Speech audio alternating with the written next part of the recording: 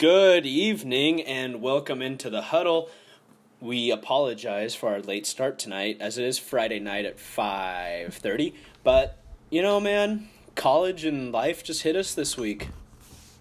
Yeah, pretty rough with finals coming up. Yeah, I mean, it's a rough life. You always go through rough patches, but, just take good with the bad. But we're here. We're doing it. So let's dive in right away. Tyga, he's back. He's back, and it's been a 301 or 2 or however many days, almost a full year. But I don't know if you've tuned into the Hero Tournament Championship in the Bahamas, but Tiger is looking good. I haven't seen anything. All I've seen is how he's doing, and I mean he's doing really well. Yeah, he's 7 under through 36. And what is that? What does that put him at? Tied for 5th, 5 back of the leader. Charlie Jefferson, which I don't know who Charlie Jefferson is, but every other name, he's having a good couple days. Every other name in this tournament is completely irrelevant because it's Tiger right now. So here's my main point of this whole conversation with Tiger Woods. There are not many athletes who I turn on the TV for and I will watch. Especially when you're talking about golf. Yeah. Like when Tiger's on, I'll watch almost every second of it that I can. When Giannis is on, I'll watch almost every second of that. When LeBron's on, I'll watch almost every second of that. But yeah, when Kobe was on. Yeah, that was younger. But I mean, when Clayton Kershaw's pitching, I'll watch Clayton Kershaw. Those are like my main 4 guys. When Tom Brady is playing, I'll watch Tom Brady. Yeah, you're right. Outside of there's a maybe 8 to 10, 12 people in professional sports right now that have that sort of, I guess you could call it charisma around them. Yeah, I was gonna say it's like an aura around them that's like I have to watch this. Like I got home from my linguistics class today, and I had a break, and I was like, I need to watch Tiger right now. Yeah, and what's crazy is like, he really made golf popular when he played. Yeah, he made golf. Yeah, and now, you said it's been 301 days or something. It's been a while. It feels like it's been years since he's played. Well, and he came back a little bit, but he was terrible, and he got hurt, and he got hurt again. But what's so funny about that though? He comes back, he's terrible. He's still the headline. Yeah. Every time. Even when he was like even when he was like in the thousands. The thousands. Yeah. Oh yeah, the thousands ranking. I thought you were talking about like 2010. I was like, that's like peak Tiger right there, man. No, ranking wise. Yeah, he'll. It's like if Michael Jordan came back and put a Bulls uniform on. Everybody's gonna watch that game. If Ken Griffey Jr. came back and put a Mariner uniform on, everybody's gonna watch that game. So that'd be a sight. You think he could hit one out? Yeah. So, and that's why Tiger, marital problems aside, that is why Tiger will forever be one of my favorite athletes. Because there's just not many people where you'll turn on the TV and you go, I'm watching him shoot 18 holes right now for the next 3-4 hours of my life, and that's how I'm going to spend my day. Yeah, that doesn't happen. No, it doesn't. People don't do that for a regular. And you're going to see 18 holes of Tiger playing golf. If Kershaw's out there, Kershaw may only go 6 innings, or he may go the whole game. You don't know. Brady, he might have a blowout. He might be out by the third, fourth quarter. You might not see all of Brady. And same with LeBron. LeBron's blowing somebody out. LeBron may not play in the fourth quarter, but but it's an individual sport. With Tiger, you get the full shebang. It's everything is there for you, and you get to watch 18 holes of Tiger Woods. And I've seen about 15 combined in the last 2 days, and I have seen 2 Tiger fist pumps, and I am so thrilled about that as well. I tweeted about both of them, all caps. Yeah, classic. Hey. He's back. He's going to make golf exciting again. Golf, watch out, man. Tiger's back. Young guys are going to start getting into it. Dustin Johnson, Jordan Spieth, some other guys. Golf's looking good right now. So, that's our intro. And anything else about Tiger? Bubble trousers? No, I'm good. That's good. He's back. It's gonna be fun to watch. Totally. So, we were talking on the phone this week, and actually, Doug tweeted about it. And shout out to my little brother Ashton Schmidt, who probably won't tune in this week, but he tweeted back at Doug about Case Keenum, and Case Keenum was on a list of guys. Who were the 4 guys on the list? It was Case Keenum, Jared Goff. Was it Carson Wentz? No, Carson Wentz wasn't on it. Deshaun Watson and I don't know who the 4th one was. I can't remember either. But Case Keenum was on this list of young guys who have a quote future in football. You know, who are the future quarterbacks?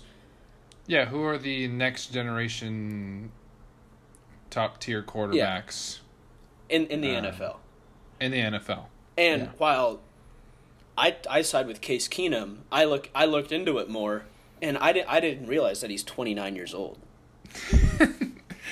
People forget about that. People think that like, oh, this is this random guy that nobody knows about, and he's 24, 25 years old. He's gonna have a great career. No, he's been in the league for 5 years. This is his 5th 12, year. 13, 14, 15, 16. This is his 6th year, actually. Really? This is his 6th year? Okay, so this is his 6th year, and he's never been a starter for a full 16 games. No. So he's actually, the most he's ever played in a season is 10, and that was last year when he was on the Rams, and he did pretty bad. 4-5. But yeah, so I had a pretty hard time believing that he's a part of the future of regarding best quarterbacks, because they even left Carson Wentz off that list. Which is unbelievable, because he's probably going to be the MVP this year. Yeah, I mean, yeah, he's been ridiculous, but very interesting. Case Keenum. I'm not saying that he's not doing well this year. I think he's having a fantastic year. I went and wrote down his stats: 66% completion percentage, 2,476 yards, 14 tugs to 5 interceptions. That's a hell of a year. Well, and I think having a team like the Vikings really helps. He's got weapons. He's got weapons, and his defense is fantastic. The biggest problem I have with people saying that he's legit is that team can be good with really any average quarterback. Yeah. Teddy Bridgewater isn't like amazing, and he looked pretty spectacular. Yeah. Sam Bradford's pretty trash, and he looked good. And he looked really good. 1.5 game sample size we saw of him. So I don't necessarily think it's Mike Zimmer. He's more of a defensive coach, so like, but whatever they're doing on the offensive side of the ball is working, especially for their quarterback. Yeah. Their quarterbacks in the last 2-3 years, even though they all get injured. But yeah. Hey, you know what? Case Keenum, man, he's a right now quarterback. He's a guy that if you had him on your team, it's like, I got Case Keenum. But I like him right now. 29 till for another 2, 3, 4 years is when I like Case Keenum. So you think the Vikings should roll with him for the next 2-3 years? He's 7-2, and he's beating good teams. Mm-hmm. I mean, granted, Rodgers is down, but I mean. So do you let go of Teddy Bridgewater? That's a great question, because you just don't know what Teddy Bridgewater is going to be like on his half a knee.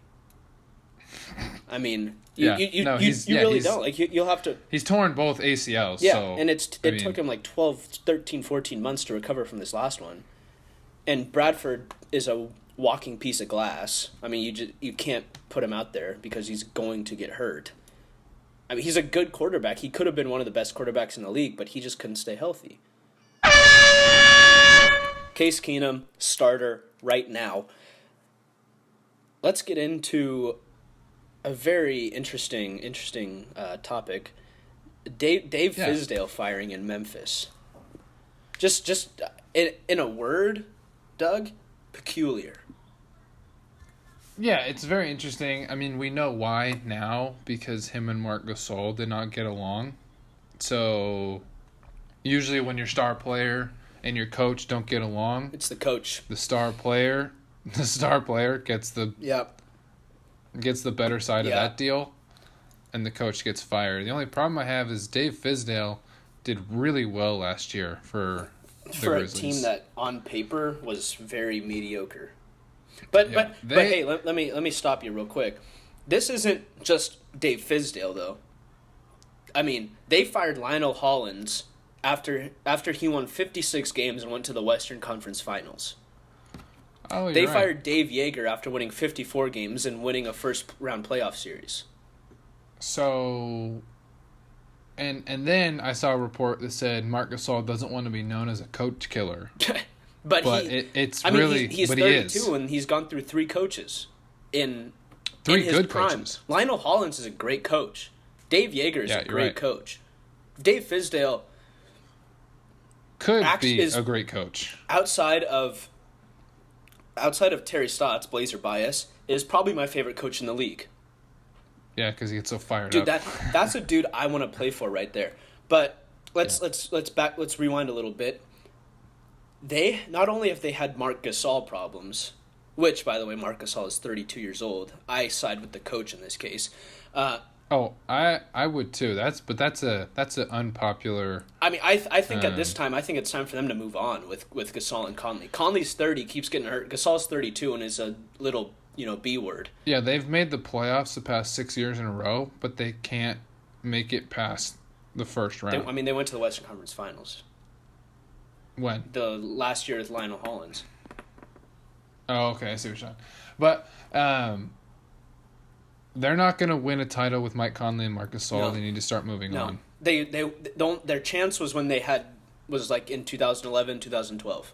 But you had this little thing called the Miami Heat. But it's not just a function of the players and the coach. It's a function of the ownership, and you're seeing that right now. Yeah, totally. I always compare to the Blazers just because I know more about the Blazers. But the Blazers have steady, stable front office guys, and with Paul Allen, right? One of the best owners in the league. But the Memphis Grizzlies have this young guy, bought the team, doesn't really know what he's doing, and now it's like, oh well, he's on his way out. Probably he's probably going to sell the team. Well, what's crazy is it doesn't make sense why they would fire Fizdale, even though he's having problems with Marc Gasol. He's only 7-12. It's not like he was losing every game. 7-12 is not. And Conley's bad. Out for another 2 weeks at least.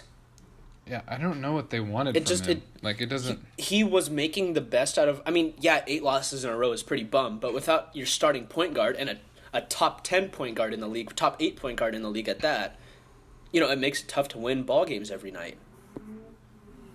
Yeah, it does, and. Even though they overachieved last year, you have to be realistic with your expectations. Yeah. About where that team could go. Exactly. They could. They're not a bunch of young guys that are gonna. No. They could outperform. They're very consistent. Yes. They're grind city, man. They're very consistently above average, just barely. Yeah. And that's whenever the Blazers play Memphis, I always go, gosh, dang it, Because it's right. Going to be like a 93-90 ball game. Yeah. You're right. And here's another deal is who wants to coach in Memphis now?